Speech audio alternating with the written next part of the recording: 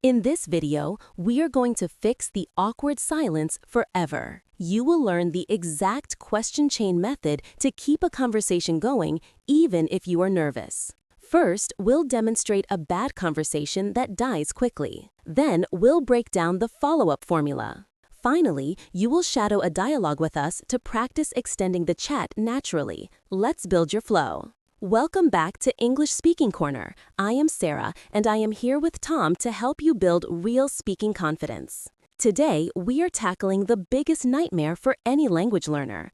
That moment when your mind goes blank, the other person stops talking, and you just stare at each other. It is the absolute worst feeling, Sarah. You know the grammar, you know the vocabulary, but you just freeze. You feel like you have run out of things to say. But the truth is, you haven't run out of ideas. You just hit a dead end because of how you structured your sentences. Exactly. It is usually not a vocabulary problem, it is a structure problem. To show you exactly what we mean, Tom and I are going to act out a typical bad conversation. This is what happens when you don't use the techniques we are going to teach today. Tom, are you ready to be awkward? I was born ready to be awkward. Let's do this. I will start. Hey, Sarah, how was your weekend? It was good. Did you do anything special? Not really, just stayed home. Oh, nice. Yeah, and you? My weekend was fine. Good. See, that was painful. I actually felt my energy drop just doing that. Me too. It felt like playing tennis, but every time I hit the ball to you, you just caught it and put it in your pocket. The game stopped. That is a perfect metaphor.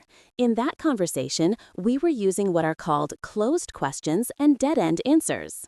A closed question is one that can be answered with a simple yes or no. Did you have a good weekend? Yes. End of story. And a dead-end answer is when you answer the question, but you offer zero new information. You said, it was good. That gives me nothing to hold on to. I have to do all the hard work to think of a new topic. Exactly. If you do that to a native speaker, they will get tired. They will feel like they are interviewing you, not having a chat with you. So we need to fix this. We need to introduce the infinite loop method. The infinite loop relies on two simple habits. Habit number 1, never give a one-word answer.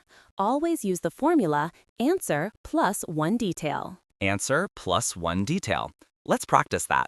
If I ask you, did you have a good weekend, Sarah? Don't just say yes. Right, I should say, yes, actually, it was really relaxing. I finally watched that new movie on Netflix. Boom, that is the detail. You watched a movie.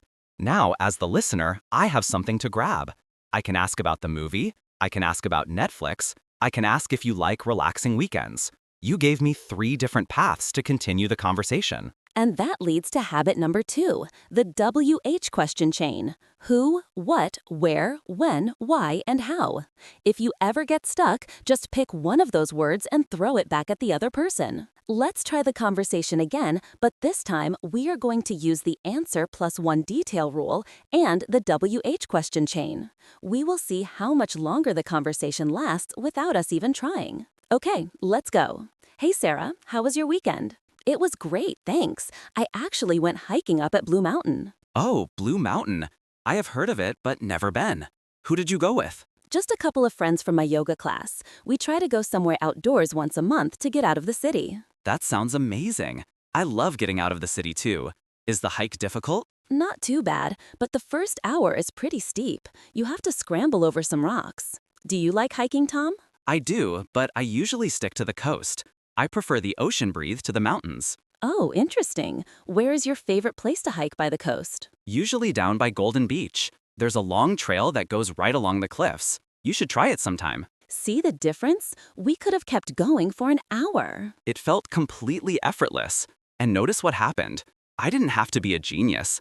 I just listened to your one detail and asked a WH question about it. You said Blue Mountain. I asked, who did you go with? You said the hike was steep. I asked, is it difficult? You asked me about hiking, and I switched the location. This is the key to retention in a conversation. You are keeping the ball moving back and forth. Now, I want to pause and talk to our listeners. If you are enjoying this breakdown, make sure to subscribe to the channel.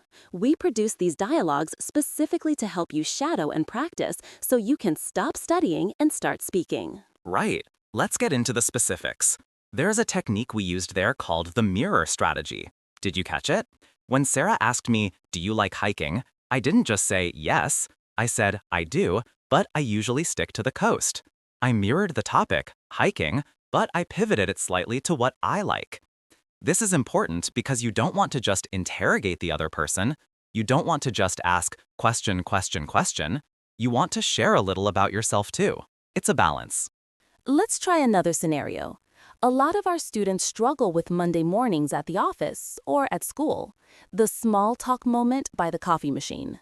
Ugh, the dreaded coffee machine. That is high pressure because you only have a few minutes and you don't want to be awkward. Let's use the technique. Answer plus detail and why questions. But let's add one more advanced layer for our B1 and B2 learners, the emotion check. The emotion check. Explain that. Instead of just asking about facts, ask about feelings. Instead of, what did you do? Ask, how did you feel about it? Or, was it fun? Questions about feelings always generate longer answers than questions about facts. Okay, let's try it. Scene. Monday morning, office kitchen. I am making coffee. You walk in. Hey, Tom. Happy Monday. Surviving so far? Just barely. I need this coffee before I can function. The emails are already piling up. How is your morning going? Productive, actually. I came in a bit early to finish that report for the marketing team. I wanted to get it off my desk so I wouldn't stress about it. Smart move. I hate having looming deadlines. Are you worried about the presentation this afternoon? A little bit nervous, to be honest. It is a big client. But I think we are ready. Have you ever worked with this client before? No, I haven't, but I heard they are quite demanding. Great. That makes me feel much better. Thanks, Tom. Okay, cut. That was a great example of the emotion check.